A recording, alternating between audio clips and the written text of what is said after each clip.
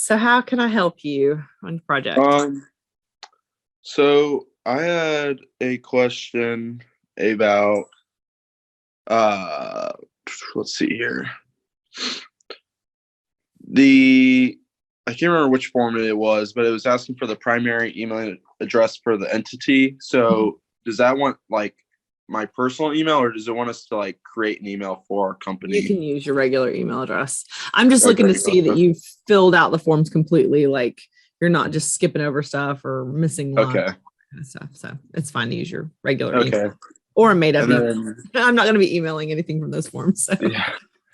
And then when it asks, like when the forms ask for a registered agent address, we just put ourselves for that. Yeah, you can just make that up if you want. Okay. Is there a form we have to fill out for registered agent address, or is it or registered agent? There's a line for the registered agent on one of the forms from the Secretary of State, and so Okay. Yeah. Gotcha. You can make one up. You can put yourself as the registered agent. In a business situation, sometimes people will have like a designated attorney that they use for their registered agent. So Okay. it can be any of those. All right.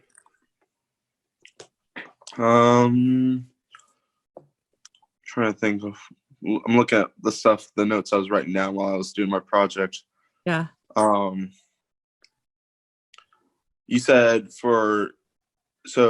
the annual registration, I know there's the amended annual registration. You said not to do that form because Right. it says amended. Yeah, don't include any forms that say amended because there's Yes. nothing to amend yet. Your business is just barely being created. And then there is the annual registration, but when you click on it, it's asking for like you to you just sign stuff. So you just include the fee on include the fee, right? You don't need to include a corresponding document for the annual registration. Okay, awesome. That's all I have for right now. I guess I'll just listen in for other people and see what they have to say. Sounds good. I did have one question. Sure. When I was doing the sample letter, did we just make up an address for our business? Mm-hmm. You can make up an address. You can use your school address, your home address, a fake address. That's fine. Just if you do make one up, just try to be, consistent. So like if you made up an address that you were on, Oak Road, and then you put Maple Street, and then, that kind of stuff, like, make sure you're proofreading everything so that you have some consistency in this pretend hypothetical business you're making. Okay. That was pretty much all I had.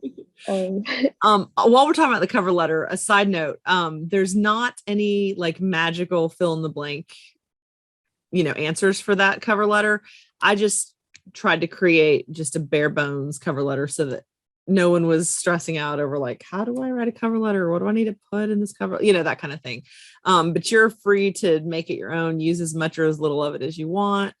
The blanks are just there so that you know to put in your own, your own thing, whatever you want it to be. So if you see like 3 blanks in a row, don't stress over, I know what 2 of these got to be, but I don't know what the third one is. Like there's no magical answer. It can be anything you want to say in that letter. Okay, cool. So there's not really anything like right or wrong for the cover letter? Right. The cover letter is the one document in your project where you're communicating directly to me. So you can indicate something about like why you picked the kind of entity you picked for your business, indicating that this business is a charity. That's why I'm doing a nonprofit corporation, or, I'm doing this business by myself. So that's why I created an LLC where I'm the only member, or, that kind of thing. And then like the bottom paragraph is a chance for you to show what you know based on what you learned in the chapters or reading around on the Secretary of State's website. Like, this is what I plan to do next. And, since it's pretend, it could be anything from I'm going to build a website, or I'm going to go rent some office space, or hire, office manager. I mean, it can be whatever you want, depending on what your business is. Okay.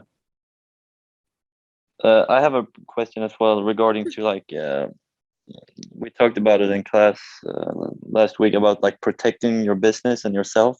Mm-hmm.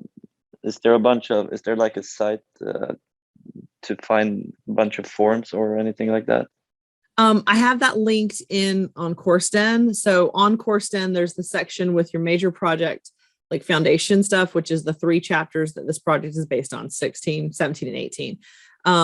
And so as you read through those chapters, the first one you cover the small business forms like sole proprietorships, partnerships. And some students like read that first chapter and like, okay, well, that's what I'm going to form for the project. But really that's a bad idea for the project because it's not providing you protection. In a sole proprietorship, you are the entity. There is no separation between a business entity and the person. So you're fully vulnerable for liability. Whereas if you create a corporation or an LLC or some other entity that exists outside of you personally, you have that bubble of protection from legal liability. And so since this is like a business law class, I want to see you guys, to get the most points on this project, you're going to be creating an entity that provides that protection, that bubble protection, because you're showing what you learned in these chapters. And so the forms you need to form it correctly, in Georgia, you'll find those forms. Like, for example, if you're doing an LLC, I'll use that as an example because it's a popular option with a lot of students. I will share my screen really quick because I already have it pulled up because I was doing a call just a second ago with another student where I pulled up the Secretary of State's website. So when you follow the link that I posted on CourseDen, it'll take you to the Secretary of State's Corporations Division. Even if you're not making a corporation for your entity, this is still the division that has all the forms and things that you need for business entities. And you click on the link that's entitled Forms, and it gives you a list of all the different PDF forms that are available on the Secretary of State's website. So, for example, for an LLC, there's this document right here called Filing Procedure Limited Liability Company. This is a really useful document that helps walk you through some of these filing procedures to correctly form an LLC. And it kind of indicates to you the forms that you're going to need from that forms list.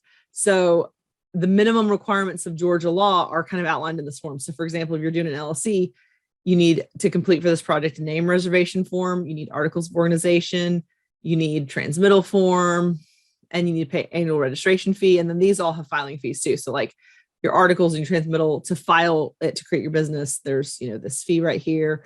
The name reservation form has a fee. And so when you print out these kind of instructions, it sort of guides you to what documents you might need. So as you're going through here and identifying the documents you need, for example, when you click on one, like we'll do a name reservation because that applies to lots of different types of entities you're forming. These documents can be typed directly into, you just type right into it and you can print it, you can save it, you can take a screenshot and stick it in the Word document for your project, all that kind of stuff. So all those forms, the bulk of the forms are going to come from Secretary of State's website. Is it showing you the new screen that I just clicked on with the IRS? Yeah. Okay. So on the IRS website, it's also, so there's only 3 websites that I have linked besides like the CourseDen materials and your textbook. And obviously I'm a resource. You can ask me whatever you want to ask me. But I try to limit those resources. That also helps limit the scope of the project. So you're not going to a million different websites and pulling all these extra documents, because there's plenty of extra stuff you could include, but you don't need it for the project. I don't need anything for workers' comp. I don't need anything for, licenses or county certificates of occupancy or any of those kind of things. Those are all way beyond the scope of this project. I'm just looking for those, you showing me what you learn in these chapters that you can meet those basic requirements to create your business. So if I'm on the IRS website and I know that I need to get a request an EIN, which is the employee identification number. It's like a social security number for the business.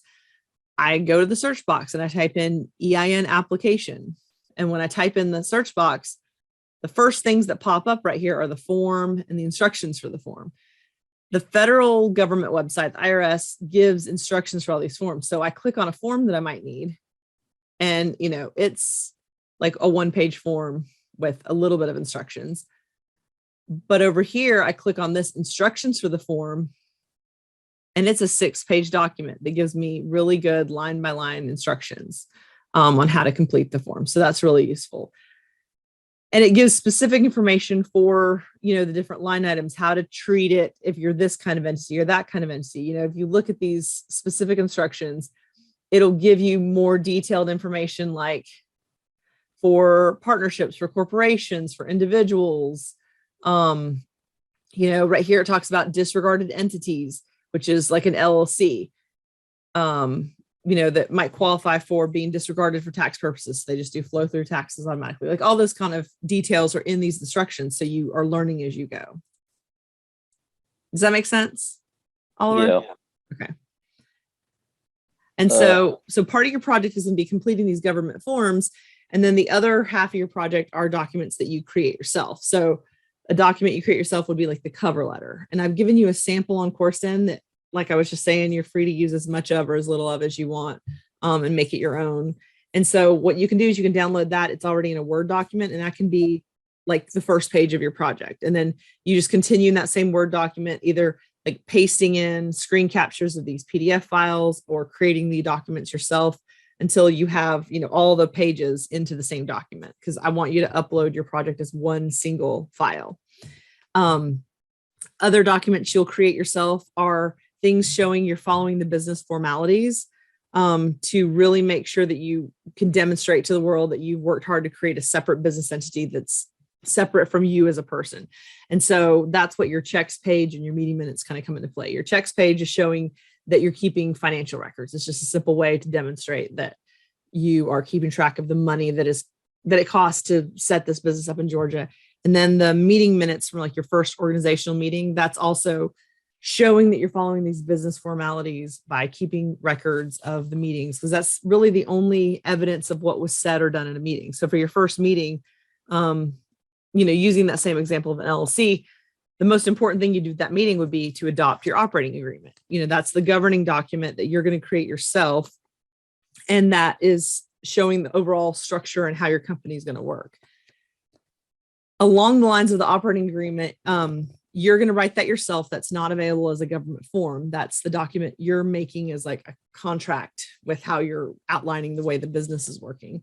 And it needs to have a title. At the end, you can look at the example of like either one of these government forms or one of the samples in those filing instructions of like maybe the articles of organization, where it shows you that there's a title. And then at the bottom, you have like a signature section that shows the date it was executed, a signed name, a printed name, and then you indicate the capacity of the signer. So that capacity, again, for an LLC, like member is what we call the owner of the LLC. So if you're a single member LLC, it would be like your name and then member, comma, the name of your LLC. And that shows your authority to the world, that you had the authority to execute this document. And that's what keeps those records of like a meeting minute or operating agreement, shows that it's legally binding, it's been executed for the business. And it helps, again, create that bubble of protection that shows you're following all the business formalities, you're jumping through all the hoops, you're doing everything you need to do to secure that bubble of protection so that someone, if they're suing you in court, they can't pierce that corporate veil and get to you personally.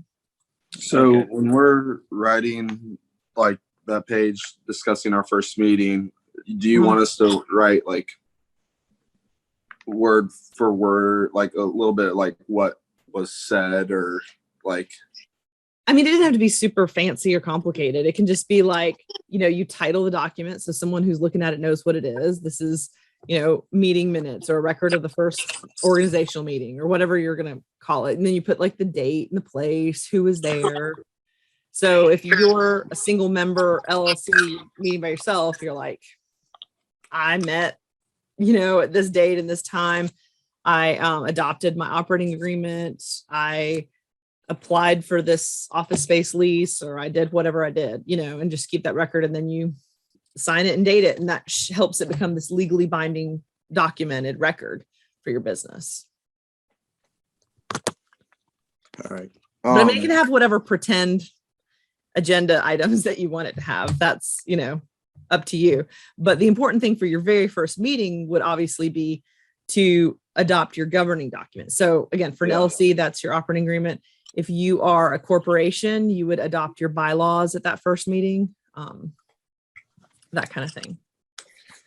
For my company, you have to have like a commercial license. I don't have any need for any kind of licensing or Okay. certificates or anything like that for this project. Okay. This is just about like the basic forming of business. There's not going to be any kind of income tax forms that you need to turn in, because your business is just being formed. So you haven't made any money yet. Okay. Awesome. Any other questions? Could you show me how to like put everything into one document? Okay, so you have a few different options for that. You can create like a Word document that you're working from, or it could be Word, it could be like a Google Doc, anything like that, or whatever. And what you'll do is you'll go to one of, let me share my screen again. Let's see. Okay, so you'll go to like a form that you need. Can you guys see the form I just pulled up? Yes. Okay, so when you are completing the form, you just type in whatever you're going to type. And then it probably won't work right because I'm doing the share screen, but I can kind of show you how to go through the motions. On a computer, to do a screen capture, I want to shrink the form to where the whole form is available in the screen. And then you use the print screen button on your computer. So I've given you the keystrokes for PCs and for Macs on Course 10, depending on what kind of computer you have. Those are something easy. You can Google it from your phone if you want to.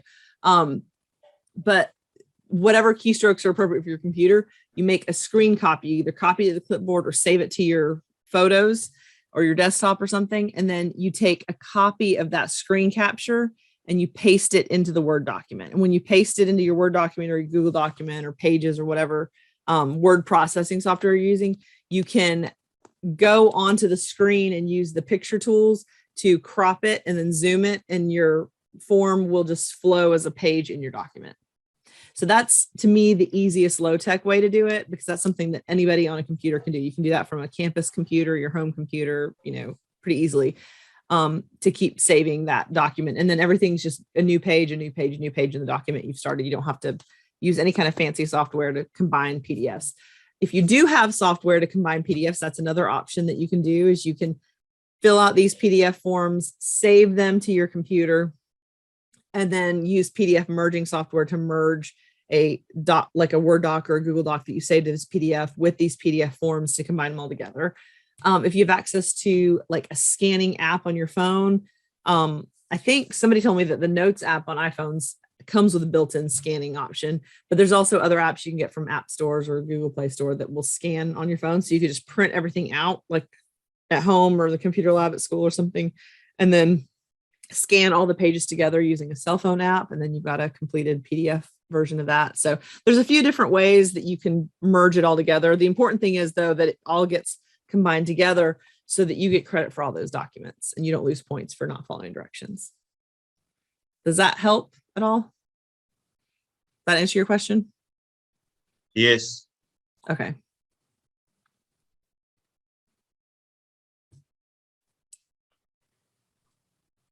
So when we scan the things in the forms into the document, we need just like the page where we filled out on our own, or do you want like some documents have like 3 pages? Do you want all those 3 pages?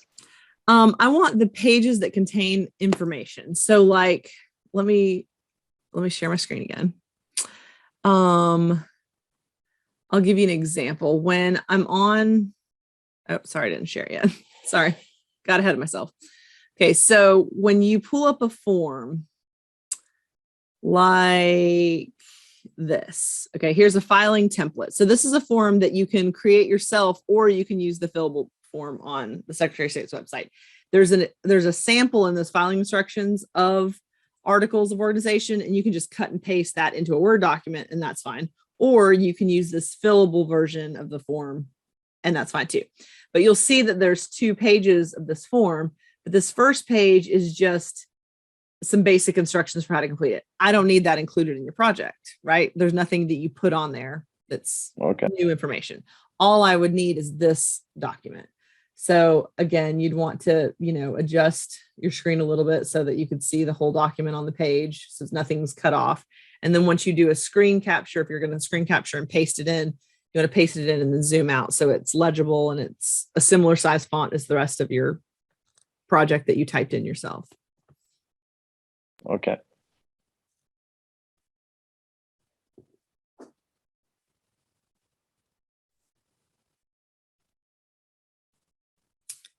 So what else do you guys have questions on?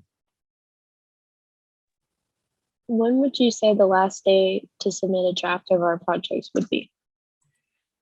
I don't know that I have a last day really. Right now, I'm a few days behind.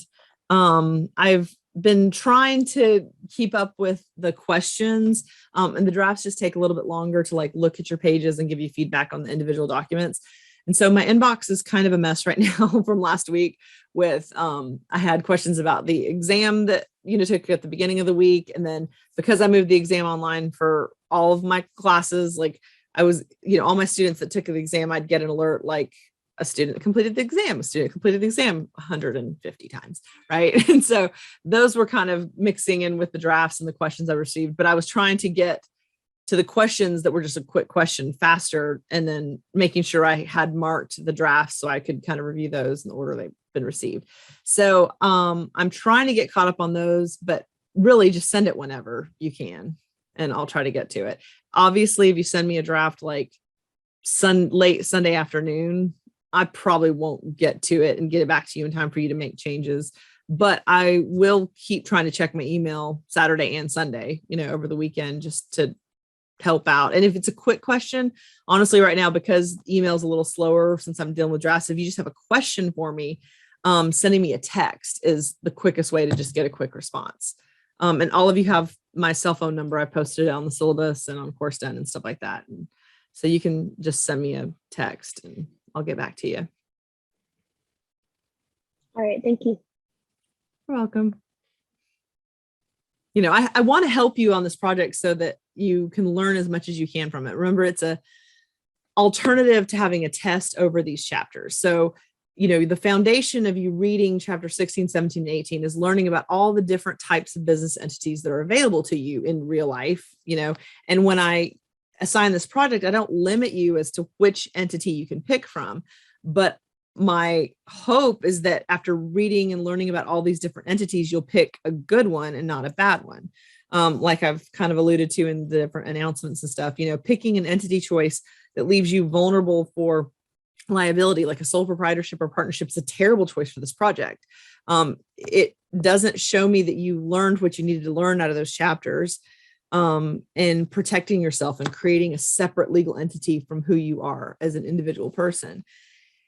And so, making a good choice of entity, that's 2 letter grades right off the top of your project. If you look at the grading sheet, 20% is choice of entity, and that's what I'm looking for. This is legal environment of business. It's a business law class. So protecting yourself from legal liability is a huge part of that. And then, of course, the bulk of your project, 70 points, is did you find the right forms and did you create the right documents that you need to just get that business formed correctly? I'm looking for those things that show you keep the business formalities, the financial thing, the meeting minutes.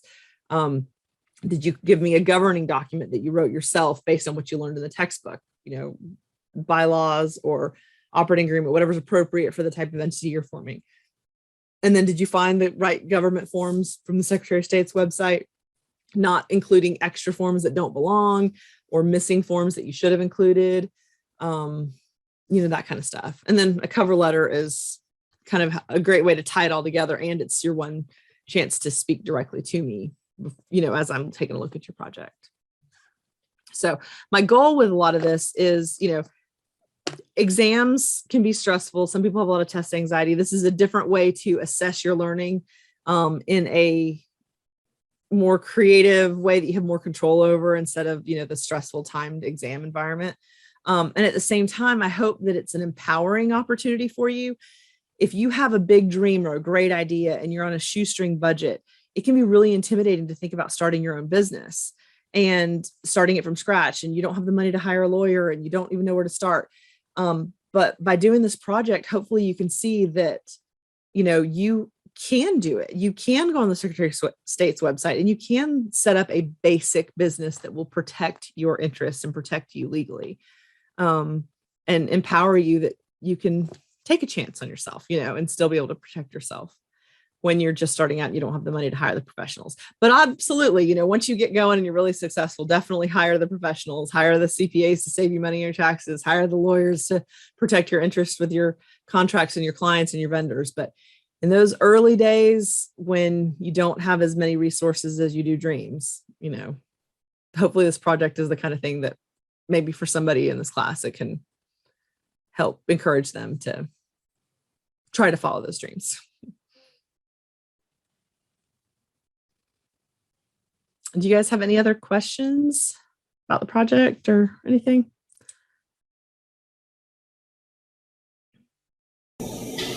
I'm in your online class, but what are you guys going over on Thursday? Thursday, I was just answering questions about business entities. It was just an overview lecture on business entities in the face-to-face class. So we were talking about different entities in those chapters. The stuff that I have, the same PowerPoints posted online that I use in the face-to-face class and stuff like that. And then I basically this kind of same thing, like a question and answer opportunity for the project for the face-to-face students.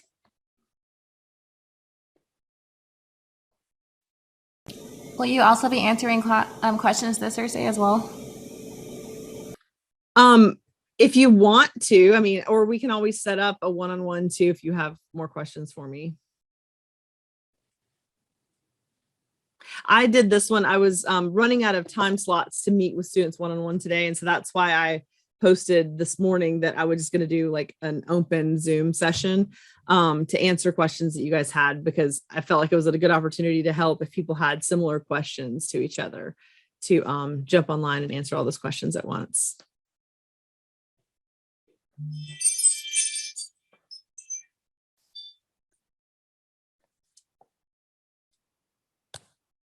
If we end up missing like 1 or 2 forms on our project, how badly would that hurt our overall grade?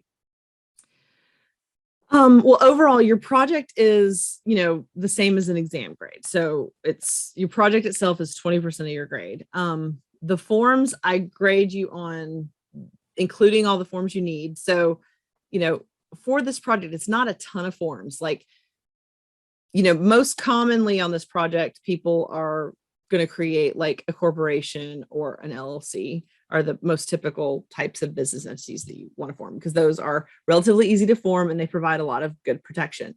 So like if you're forming an LLC, we're looking at like, 3 forms from the Secretary of State's website and 1 form from the IRS. So it's not a ton of forms.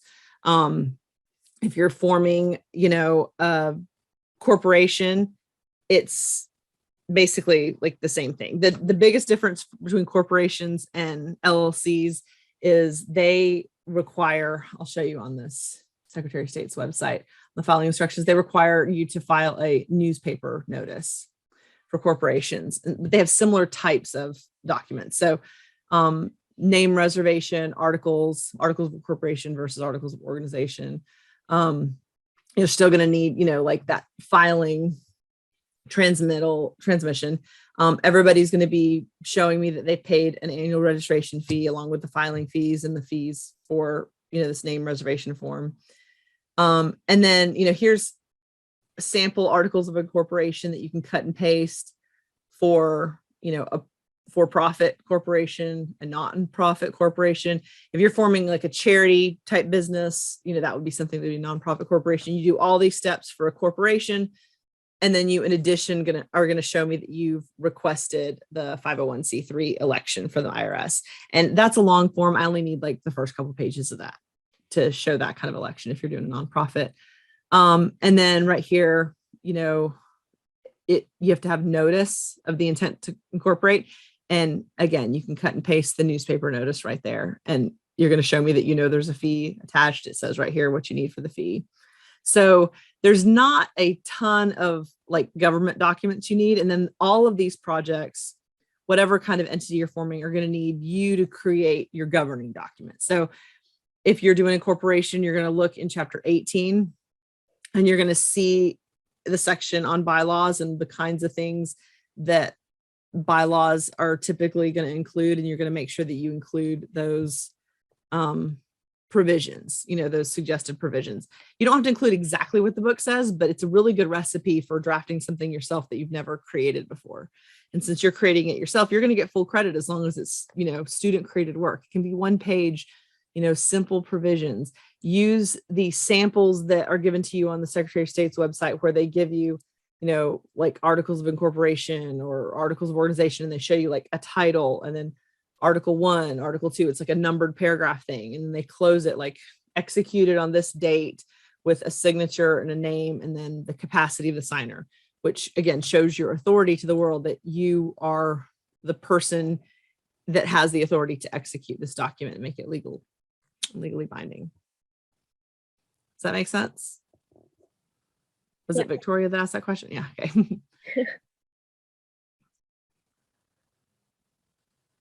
And you know what? I went through all that without even sharing the screen. I'm sorry. You guys got to holler at me when I mess up like that. Okay, this is the screen I was trying to show you because I'd given a lot of examples about LLCs and not as many about corporations, but there's also a filing procedures document for corporations that helps you walk through some of these basic forms to get you started.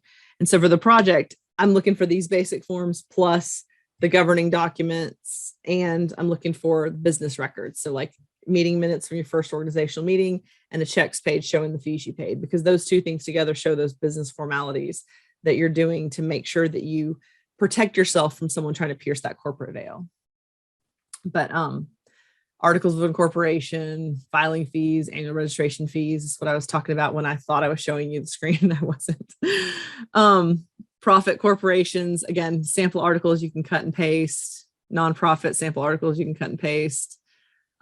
Professional corporations you can cut and paste. Benefit corporations, and then here's your newspaper notice of incorporation. Here's the fee, $40 fee. You cut and paste that, put that as another page in your document. And then a link to the IRS website for the EIN. But I also give you that link in the course 10 materials. But I've only authorized 3 websites: the official code of Georgia, the IRS website, and Secretary of State's website. So if you come across anything anywhere where it gives you another website, like right here where it says, the Department of Revenue, Georgia Department of Revenue, you don't need to follow that link because that's outside the scope of our project. So that's how I'm keeping it limited. So the project doesn't get too big, because it could snowball into, a massive amount of pages and stuff. And I'm not trying to do that to you. I'm just trying to give you an opportunity to be empowered that you could do this if you ever wanted to. And to show me what to assess your learning from those 3 chapters that we covered in the textbook. Same thing right here, Department of Labor.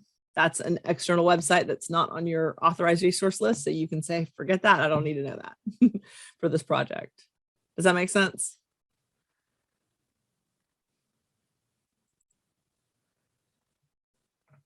Yep. Okay. So where we put all the fees, do we just put that in like a document we create ourselves? It'll just be another page in your document. So you can have a checks page, and basically I've seen students do 2 things to show that. They can either use like a clip art check that you get in Word. You know how you can go in Word and search for clip art or whatever.